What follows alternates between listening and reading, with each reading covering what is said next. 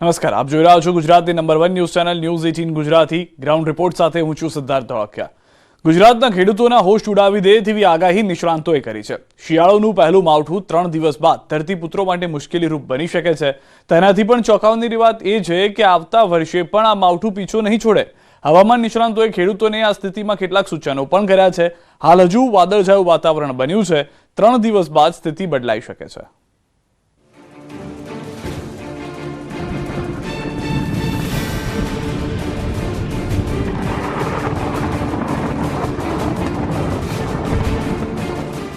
ગુજરાતના ખેડૂતો માટે માઠા સમાચાર. આ વર્ષના શિયાળાનો પહેલો પશ્ચિમી વિક્ષેપ. 3 દિવસ બાદ ગુજરાતમાં માવઠાનો માર રહેશે. ગુજરાત પર એક સાથે ડબલ એટેક. આગાહીકારોએ ભૂક્કા બોલાવી દે તેવી આગાહી કરી છે. કાતિલ ઠંડી વચ્ચે હવે રેઇનકોટ પણ રાખવો પડશે તૈયાર. ગુજરાતભરમાં વાદળછાયું વાતાવરણ થયું છે અને હવે હાડ થીજવતી ઠંડી વચ્ચે કમોસમી વરસાદ ખાબકશે. આ આગાહીથી ફરી એક વખત ખેડૂતોના શ્વાસ અદ્ધર થઈ ગયા છે. હવામાન વિભાગ સહિત નિષ્ણાંતોના મતે 28મી ડિસેમ્બર સુધી રાજ્યમાં વાતાવરણમાં પલટો જોવા મળશે. ઉત્તર ભારતના પહાડી વિસ્તારમાંથી એક મજબૂત વેસ્ટર્ન ડિસ્ટર્બન્સ પસાર થઈ રહ્યું છે અને દક્ષિણમાં ઈસનાના ચોમાસાનો પ્રભાવ છે અને આ બંને પરિબળોને કારણે સીધી અસર ગુજરાત અને રાજસ્થાન પર થવાની છે. ખાસ કરીને મધ્ય ઉત્તર રાજસ્થાન ઉપર એક સાયક્લોનિક સર્ક્યુલેશન બની રહ્યું છે અને તેના કારણે ગુજરાતના ઘણા ભાગોમાં ભર શિયાળે કમોસમી વરસાદ થઈ શકે છે. આગાહી છે કે 25 થી 28 ડિસેમ્બરના 3 દિવસ દરમિયાન ગુજરાતમાં ડબલ એટેકનો માર જોવા મળશે, જેમાં રાજસ્થાન સરહદને અડીને આવેલા ઉત્તરના જિલ્લા અને પૂર્વમાં સરહદી જિલ્લાઓમાં આ 3 દિવસ સૌથી વધુ અસર થવાની છે. आखिरी दिनों की तरफ अगर हम बात करते हैं 26, 27 और 28 मुख्य तौर पे उस समय जो है गुजरात के आसपास जो है एक WD इफेक्ट करेगा और एक इंड्यूस साइसर जो है वो उसका फॉर्मेशन होने की संभावना है दक्षिणी राजस्थान के हिस्से में, जिसकी वजह से जो है हमें गुजरात के कई हिस्सों में जो है लाइट रेन देखने को मिल सकता है. ઓલ ઓવર જોવા જઈએ તો આમ તો ઉત્તર ગુજરાતને આની અસર વધારે થશે. ઉત્તર ગુજરાત અને મધ્યપ્રદેશ બોર્ડર લાગુ વિસ્તારના જે વિસ્તારો છે, જે જિલ્લાઓ છે, એને આ માવઠાની તીવ્રતા વધારે અનુભવાય તેવી શક્યતાઓ છે. બાકીના વિસ્તારોની અંદર હળવા સામાન્ય માવઠા જોવા મળશે. કેટલાક જે રવિ પાકો જે છે એમાં થોડીક વરસાદની જરૂર હોય તેમાં જે કે રાયડો વગેરે પાકોમાં એમાં જરૂર હોય છે અને અન્ય પાકોમાં પણ થોડીક જરૂર હોય છે, જેમ કે ઘઉં વગેરે પાકોમાં. પણ તે પાકોનો ફાયદો થશે અને કેટલાક પાકોને નુકસાન થશે. આ માવઠાની સૌથી વધુ અસર ઉત્તર ગુજરાત પર તો છે જ, પણ અન્ય ભાગોમાં પણ તેની અસર થશે, જેમાં અમદાવાદ, ગાંધીનગર પણ બાકાત નહીં રહે. પરેશભાઈના મતે સૌરાષ્ટ્ર, કચ્છ ઉપરાંત દક્ષિણ ગુજરાતના કેટલાક જિલ્લામાં પણ હળવો વરસાદ કે છાંટા પડી શકે છે. ગાંધીનગર, અમદાવાદની અંદર બહુ ભારે ઝાપટા પડે તેવી શક્યતાઓ નથી, પણ છૂટાછવાયા ઝાપટાઓ અને છાટાછૂટી ચાલુ રહે તેવી શક્યતાઓ માનીને ચાલવાનું છે. એ સાથે દક્ષિણ ગુજરાતની વાત કરવા જઈએ તો દક્ષિણ ગુજરાતની અંદર વલસાડ, ડાંગ અને નવસારી આસપાસના અનેક વિસ્તારો એવા હશે કે ત્યાં હળવાથી સામાન્ય વરસાદી ઝાપટાઓ પડે તેવી શક્યતાઓ છે. કચ્છમાં જોવા જઈએ તો ઓલરેડી કચ્છ છે એ 5-6 દિવસ માટે વાદળોથી ઘેરાયેલું રહેશે. કચ્છની અંદર કોઈ ભારે ઝાપટાઓની શક્યતાઓ નથી, પણ ચોક્કસથી વાત છે કે કચ્છના પણ છૂટાછવાયા વિસ્તારની અંદર હળવા સામાન્ય ઝાપટાઓ પડે તેવી શક્યતા અત્યારે અમે માની રહ્યા છીએ. વાતાવરણના પલટા અને માવઠાની આગાહીથી ખેડૂતોના શ્વાસ અદ્ધર થઈ ગયા છે. તેમાં પણ જીરું, અજમો, રાઈ જેવા ઉભા રવિ પાકને લઈને ખેડૂતોના જીવ તાળવે ચોંટ્યા છે. આગાહીકાર અંબાલાલના મતે આ માવઠાથી જેને જરૂર છે તેવા પાકને ફાયદો થઈ શકે છે, પરંતુ આ માવઠાથી કેટલાક ખેડૂતોને રોવાનો વારો પણ આવી શકે છે. જે કે રાયડો વગેરે પાકોમાં એમાં જરૂર હોય છે અને અન્ય પાકોમાં પણ થોડીક જરૂર હોય છે, જેમ કે ઘઉં વગેરે પાકોમાં. પણ તે પાકોનો ફાયદો થશે અને કેટલાક પાકોને નુકસાન થશે. પરંતુ પાછોતર વરસાદ જે છે એ તો લગભગ ઊભા રવિ પાકોને અને જે લેવાના હોય છે, જેમ કે જીરું છે, અજમો છે અને બીજા અન્ય પાકો જે છે એમાં નુકસાન, રાઈ છે વગેરે પાકોમાં નુકસાન તો થવાની શક્યતા રહેતી જ હોય છે. એટલે પાછોતર વરસાદથી ઘણા પાકોને નુકસાન થવાની શક્યતા રહેશે. હાલથી રાજ્યના ઘણા ભાગોમાં વાદળછાયું વાતાવરણ થઈ ગયું છે અને ખેડૂતો કાતિલ ઠંડીમાં ગભરામણ થવા લાગી હોય તેવો અહેસાસ કરી રહ્યા છે. ખેડૂતોના મતે જો માવઠું થાય તો ઘઉં ઉપરાંત જીરું, ધાણા, ચણા, રાઈ, ઈસબગુલ, બટેકાના પાકમાં નુકસાન થઈ શકે છે. બટેકામાં ફૂગની પણ ભીતિ સેવાઈ રહી છે. અત્યારે ખેડૂતોએ મોટાભાગે ચણા, રાયડો, જીરું, ધાણા, જે કાંઈ વિવિધ પાકો હોય, ઘઉં, એવા બધા પાકનું વાવેતર કરી દીધું છે. અને વાતાવરણ વાળું થઈ ગયું છે, વાદળા ને એવું થઈ ગયું છે, અને કદાચ જો વરસાદ જે આવશે તો અમને નુકસાન થાય. ચણામાં, ઘઉંમાં, જીરામાં, ધાણામાં એ બધું નુકસાન આવે. જો કે આ આકાશી આફતની વચ્ચે અંબાલાલે ધ્રુજાવી દેતી આગાહી પણ કરી દીધી છે. અંબાલાલના મતે વર્ષના અંત અને શિયાળાનું આ પહેલું જ માવઠું નથી. જાન્યુઆરીમાં પણ આકાશી આફત ખેડૂતો માટે મુસીબત બની શકે છે. જાન્યુઆરીની શરૂઆતમાં વાદળછાયું વાતાવરણ તો મકર સંક્રાંતિ બાદ પણ વાતાવરણમાં પલટો આવતા જશે, જે બાદ એક પશ્ચિમી વિક્ષેપો આવતા જશે. આ પછી પણ એક મજબૂત પશ્ચિમ વિક્ષેપ આવી રહ્યો છે. આ પશ્ચિમી વિક્ષેપની અસર લાંબી રહેશે. જાન્યુઆરીની શરૂઆતમાં પણ વાદળવાયુ આવવાની શક્યતા રહેશે અને હવે એક પછી એક પશ્ચિમ વિક્ષેપ આવતા જશે. ડાંગ એટલે પ્રકૃતિને વરેલો જિલ્લો. અહીં હરિયાળીની સાથે હવા પણ શુદ્ધ અને ભોજન પણ શુદ્ધ. ત્યારે જો તમે ડાંગી ખાવાની મજા ન માણી હોય તો જરૂરથી એક આંટો મારી આવજો, કારણ કે અહીં ઓર્ગેનિક વસ્તુમાંથી જ ભોજનની થાળી તૈયાર કરાય છે. જોશો તો મોંમાં પાણી આવી જશે.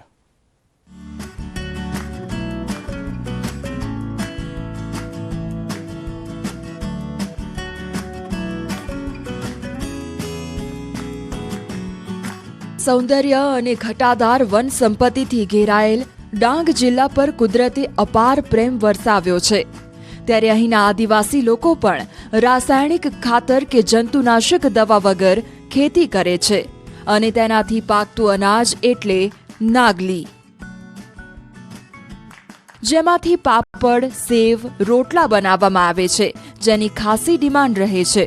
અહીં અલગ અલગ સખી મંડળો કામ કરે છે, જેઓ ડાંગની મુલાકાતે આવતા પ્રવાસીઓ અને સ્થાનિકોને ડાંગી ડીશ બનાવીને જમાડે છે. ખાસ કરીને ડાંગ જિલ્લાના આહવા ખાતે આવેલું લક્ષ્મી સખી મંડળ દ્વારા અહીં ડાંગી થાળી, નાગલીનો લોટ, નાગલીના લાડુ, નાગલીની સેવ તેમજ નાગલીના પાપડ અને અડદની દાળનું ભુજિયું, લસણની ચટણી ખાવા માટે લોકો અહીંયા આવતા હોય છે. પૌષ્ટિક આહાર ઠંડીની અંદર માનવ જાત માટે જે ગરમ અને પૌષ્ટિક આહાર જે અહીંયા મળે છે અને કુદરતી અને પ્રાકૃતિક ખેતીથી પકવેલી નાગલીના રોટલા અને અડદની દાળનું શાક, સમગ્ર જે આઈટમો છે, જે ખોરાક એ માત્ર ચૂલા ઉપર બનાવવામાં આવે છે, કોઈ ગેસનો ઉપયોગ કરવામાં આવતો નથી. અને સખી મંડળની મહિલાઓ જે 10 જેટલી સખી મંડળની મહિલાઓ દ્વારા એક આ લક્ષ્મી સખી મંડળ ચલાવવામાં આવે છે, જે અંતર્ગત લોકોને અહીં જે 10 પરિવારનું પણ ગુજરાન અહીંથી ચાલે છે. ગુજરાતી થાળીની સાથે ડાંગી ડીશ પણ ઘણી પ્રખ્યાત છે, જેમાં નાગલીના રોટલા, અડદની દાળ, લસણ અને મરચાની ચટણી ખાસ છે. આ સાથે જ અહીં જમતી વખતે અડદના લોટમાં પણ પાણી અને મીઠું ઉમેરી તેલના વઘાર વગરનું સાદું પણ સ્વાદિષ્ટ આહારની બોલબાલા છે, જે માટે અલગ અલગ સખી મંડળો કામ કરે છે. જોવાની વાત એ છે કે આ મંડળમાં માત્ર બહેનો જ કામ કરે છે, જેથી તેમને રોજગારી પણ મળી રહે છે. અમે 2009 થી ત્યારે અમે ખાલી પૈસા ભરતા હતા, પણ ત્યાર પછી અમે પાપડની તાલીમ લીધી. પાપડની તાલીમ 1 મહિના સુધી લીધી અને પાપડ બનાવીને બહાર મેળાઓમાં વેચવા માટે જતા હતા. એ મેળાઓમાં વેચાણ કરીને પછી અમને આ અહીંયા ડીઆરડી ઓફિસમાંથી અમને આ નાહારી કેન્દ્ર ફાળવવામાં આવ્યું અને આદિજાતિ વિકાસમાંથી અમને 10 લાખની લોન મળી અને એમાંથી અમે આ નાહારી ઊભી કરેલ છે. અને અહીંયા અમે ડાંગી ડીશ અને જેને જોઈએ એને ગુજરાતી ડીશ પણ બનાવતા છે. અમારા લક્ષ્મી ગ્રુપ ચાલે છે, એમાં 10 બહેનો છે અને ડાંગી વસ્તુ બધું જ અમે પાપડ, નાગલીના પાપડ, લાડુ, સેવ બધું બનાવે છે અને લોકોને ખવડાવે છે. ડાયાબિટીસ વાળા હોય બધા તે અડદની દાળ, નાગલીના રોટલા જમવા આવે છે. બધાનું અમુકનું ડાયાબિટીસ પણ પૂરું થઈ ગયેલું છે. ડાંગ જિલ્લાનું નાગલી ધાન્ય પૌષ્ટિક હોવા ઉપરાંત તંદુરસ્તી વધારતું અનાજ હોવાથી ડાયાબિટીસના દર્દી તેનું ખાસ સેવન કરે છે. કહેવાય છે કે તેના સેવનથી લોહીની ઉણપ દૂર થાય છે અને કોલેસ્ટ્રોલ વધતો નથી, તેમજ ડાયાબિટીસ કંટ્રોલમાં રહે છે. સાથે જ ડાંગ જિલ્લામાં સગર્ભા મહિલાઓને નાગલીનો શીરો અને રાબ શક્તિવર્ધક ટોનિક તરીકે કામ કરે છે. ડાંગ જિલ્લામાં વઘઈ, આવા, સુબીર, સાપુતારા ખાતે સખી મંડળોની નારી કેન્દ્રો પ્રવાસીઓ સહિત સ્થાનિકોમાં ખૂબ માનીતું બન્યું છે. અડદની દાળ, ભુજિયો ને નાગલીનો રોટલો ને કચુંબર મળે છે અને શુદ્ધ પૌષ્ટિક આહાર છે. એમાં કોઈ જાતનું તેલનું પ્રમાણ આવતું નથી અને શરીર માટે બેસ્ટમાં બેસ્ટ સારું છે. અને અહીંયા દૂર દૂરથી લોકો જમવા માટે બી આવે છે, ઓર્ડર બી આપે છે. અને અહીંયા નાગલીના લાડવા મળે છે, સેવ મળે છે, પણ નાગલીના પાપડો મળે છે. અહીંયા ઓર્ડર પ્રમાણે અમે બી ઓર્ડર આપે છે અને બેસ્ટમાં બેસ્ટ અહીંયા જમવાનું બી સારું મળે છે. અને મેં અહીંયા ડેલી જમવા આવતો છે. નાગલીના રોટલા, અડદની દાળ અને ભુજિયું, એનાથી મારો સ્વાસ્થ્ય સારો રહે છે. સુગરમાં ઘટાડો થયેલો છે. નાગલી ધાન્ય ડુંગરાળ નીચાણવાળી જમીનમાં પાકે છે. નાગલીને ધરું બનાવી ઢોળાવવાળી જમીનમાં રોપવી પડે છે અને જે ખૂબ જ ઓછા પાણીમાં પાકી જાય છે. આમ પ્રાકૃતિક રીતે પાકતું નાગલી ધાન્ય લોકોના આરોગ્ય માટે સંજીવની બની રહે છે, જેથી અહીંથી પસાર થતા લોકો ડાંગની દેશી ભાણાનો સ્વાદ માણવાનું ચૂકતા નથી. હવે તમને વધુ એક શિયાળુ વાનગીનો સ્વાદ કરાવીએ. ઠંડીમાં પોંક ખાવાનો આનંદ જ કંઈક અલગ હોય છે. પોંકનું આગમન થતાં જ સુરતી લાલાઓ પોંક બજારમાં તૂટી પડે છે. જોકે ચાલુ વર્ષે સતત વરસાદ અને માવઠાને કારણે 20% પોંકમાં ઉતાર ઓછો જોવા મળી રહ્યો છે. ઉત્પાદન ઓછું રહેતા પોંકના ભાવ પર અસર જોવા મળી રહી છે, પણ પોંક રસિયાઓને ભાવની કોઈ અસર જોવા નથી મળી.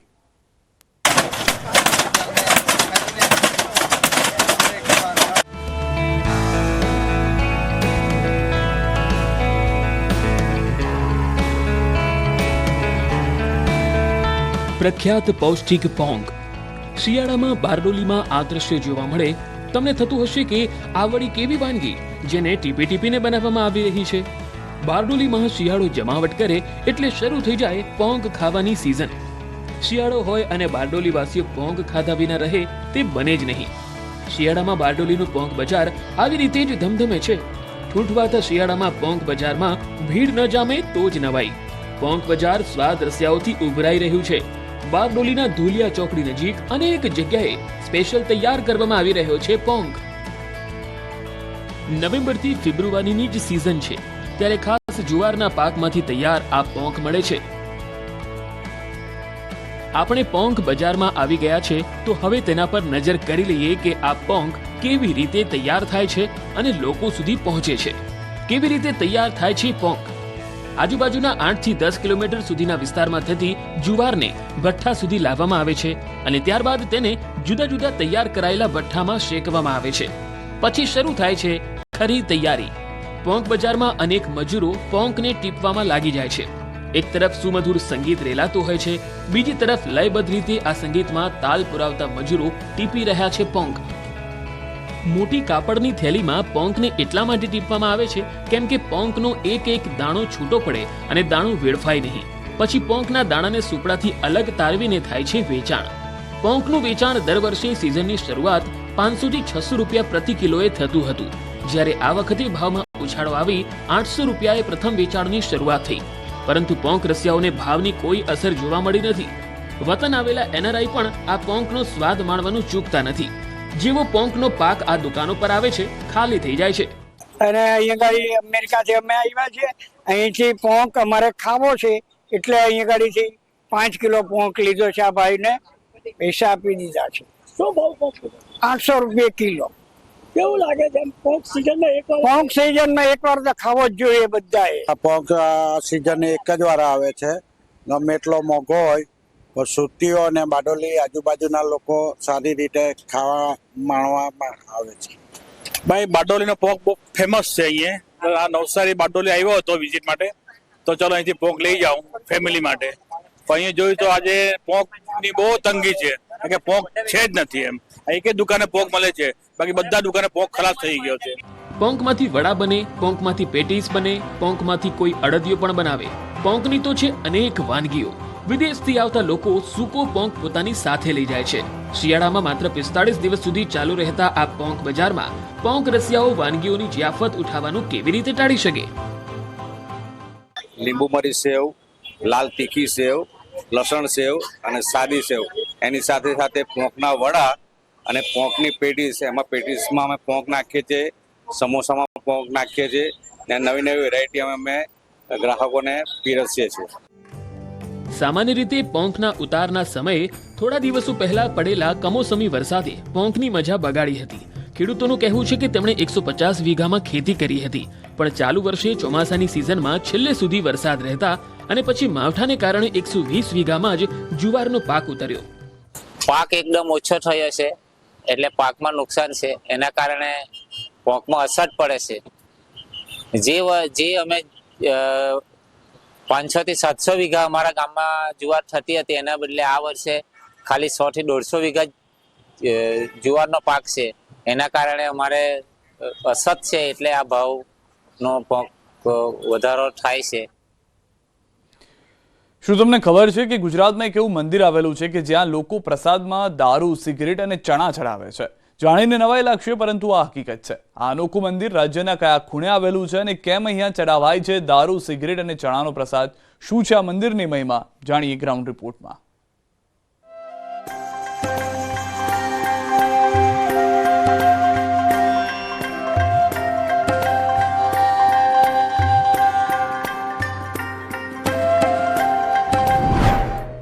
વડોદરા શહેરને એમ જ આપણી સંસ્કારી નગરી નથી કહેતા. અહીંયા કેટલો ઐતિહાસિક વારસો સચવાયેલો છે. અહીંના લોકો પણ એટલી જ ધાર્મિક વૃત્તિ ધરાવે છે. આજે આપણે વડોદરા શહેરના એક એવા મંદિરની વાત કરવાના છીએ કે જે મંદિર વડોદરા સહિત દેશ વિદેશમાં વસતા ગુજરાતીઓ માટે આસ્થાનું પ્રતીક છે. વડોદરા શહેરના માંજલપુર વિસ્તારમાં એક પૌરાણિક મંદિર આવેલું છે, જેને લોકો જીવા મામાના મંદિર તરીકે ઓળખે છે.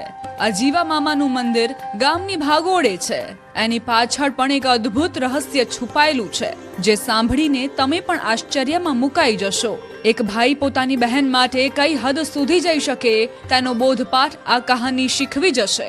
આ અનોખું મંદિર સંસ્કારી નગરી વડોદરાના માંજલપુર વિસ્તારમાં આવેલું છે.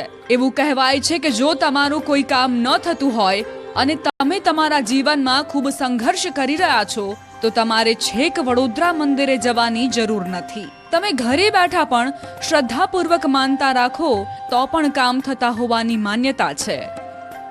ને આજ સુધી જીવવાનો સત એટલો છે કે અમે જે પણ માનતા રાખીએ છીએ ને પૂરી થાય છે ને, એથી કોઈ નિરાશ જતું પણ નથી. કેવા કામો થાય છે? એટલે બધા ઓલમોસ્ટ બધા જેના જે છોકરા ના થતા હોય, મેરેજ ના થતું હોય કે કોઈની બધી આમ બહારના કેનેડા કંઈ વિઝાનો હોય પ્રોબ્લેમ, એ રીતે બધાની ઓલમોસ્ટ બધાની માનતા અહીંયા પૂરી થાય છે અહીંયા આટલા વર્ષોથી. આ જે જીવા મામા કે છે એ અહીંયા આગળ એમની બેન પૈણાયેલી હતી અને ત્યારે એ અહીંયા મહેમાન તરીકે આવ્યા અને ધાડ પાડવા માટે ત્યારે લોકો તલવાર ને બંદૂકો લઈને આવેલા. ત્યારે જીવા મામાને ખબર પડી તો એ જાતે તલવાર લઈને એમના બેનના ઘરેથી તલવાર લઈને આવ્યા અને જે ધાડ પાડવાવાળા હતા એમની સાથે લડ્યા. વડોદરા શહેરનો આજનો આધુનિક અને વિકસિત માંજલપુર વિસ્તાર એક સમય નાનકડું ગામ હતું. અહીં લોકો જે તે સમયે છૂટાછવાયા મકાનો બનાવીને વસવાટ કરતા હતા. એ દાયકામાં પહેલા ગામ લૂંટવા માટે ધાડપાડુઓ આવતા હતા. એ સમય એવો હતો કે ધાડપાડુઓ જ્યારે ગામ લૂંટવા આવે ત્યારે અગાઉથી જાણ કરતા હતા. એક સમયની વાત છે, જીવા નામનો એક યુવક માંજલપુર ગામે પોતાની બહેનની સાસરીમાં મહેમાન બનીને આવ્યો હતો. જીવો જ્યારે પોતાની બહેનના ઘરે હાજર હતો ત્યારે ગામની ભાગોળે ધાડપાડુઓ ત્રાટક્યા હતા.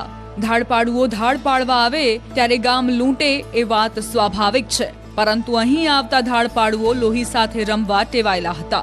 જે વાત જીવાને ખટકતી હતી, જેથી જીવાએ ધાડપાડુઓ સાથે બાથ ભીડી તેમને ગામ ભૂલાડવાનું નક્કી કર્યું હતું. જીવાને જેવી જાણ થઈ કે ધાડપાડુઓ હથિયાર સાથે બહેનનું ગામ લૂંટવા આવ્યા છે, ત્યારે તરત જ જીવો પોતાની બહેનના ઘરે પડેલી તલવાર લઈને ધાડપાડુઓ સામે બાથ ભીડવા પહોંચી ગયો. બાદમાં ધાડપાડુઓ અને જીવા વચ્ચે જંગ ખેલાયો હતો, જેમાં જીવાએ ધાડપાડુઓને એ હદે ઘાયલ કર્યા હતા કે જીવનમાં ક્યારેય કોઈ ધાડપાડુ માંજલપુર ગામ તરફ જવાનો વિચાર પણ ન કરે. જીવા સામે હાર સ્વીકારી બેઠેલા ધાડપાડુઓ જતા જતા જીવા પર જીવલેણ હુમલો કરતા ગયા અને બાદમાં જીવાનું મોત નીપજ્યું.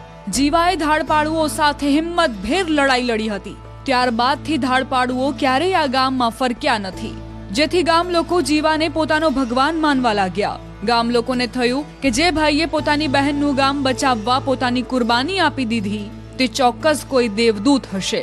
જેથી જ જ્યાં જીવાએ પોતાના પ્રાણનો ત્યાગ કર્યો હતો ત્યાં એક નાનકડી ડેરી બનાવવામાં આવી અને ગામ લોકો જીવાને પોતાનો ભગવાન માની પૂજા અર્ચના કરવા લાગ્યા. ત્યારથી આ સ્થળ જીવા મામાના મંદિર તરીકે ઓળખાવા લાગ્યું. મારી જીવામાં પણ શ્રદ્ધા છેલ્લા આટલા વર્ષથી પહેલેથી છે જ, અને મારી બી જે બી મનોકામના છે એ ટાઈમસર અમારી થઈ જાય છે. એટલે મને પૂરતો ભરોસો છે, વિશ્વાસ છે એમના પર. અહીંયા કયા પ્રકારની માનતા રાખવાની હોય તો તમારું કામ છે? હા, એટલે કોઈ પણ તમારે કંઈ તકલીફ હોય એવું હોય અને તમે સાચા હો તો તમારું કામ 100% થશે એવું છે. શાની માનતા હોય છે? માનતા એટલે તમારું કોઈ કામ અટક્યું હોય, મોટી કોર્ટ કચેરી હોય, એમ હોય તેમ હોય, કોઈ છોકરીને પ્રોબ્લેમ હોય, છોકરાના ઘરમાં તકલીફ હોય, એવું તેવું હોય, તે બધા દુઃખ દૂર થઈ જાય. પ્રસાદી શું ચડાવવાની? પ્રસાદીમાં પ્રસાદ છે, પોટલી છે, ચના છે, અગરબત્તી છે. જીવામાનું આ તો સત્ય એવું છે, જ્યારે ગામ બસ્યું તે ઘરે ચોરો આવતેલા, તો જ્યારે મામા બેઠેલા હતા ને પેલા લોકો પૂરા લઈને આવતેલા, એ લોકો ખાવા બેઠા તો કોઈ કીધું કે કોઈ ખાવાવાળું છે આગળ, તો મામા બોલ્યા કે હું છે ખાવાવાળું. સાહેબના મંદિરે પૂરા આવે તે બધા ગાળા લઈને બેસી રહે, બધા ગાળા બરાબર પૂરા લઈને આવે. ત્યાર પછી એ તો એવું તમે ચોરો આવ્યા તો ગામના ઉપર કોઈ હુમલો એ કરવા લૂંટ કરવા આવેલા, તો ગામનું આખું અમે ભાગોળ વચ્ચે અમને પાછા કાઢ્યા. ત્યાંથી અમારા ગામવાળા બધા મામાને માનતા થઈ ગયા.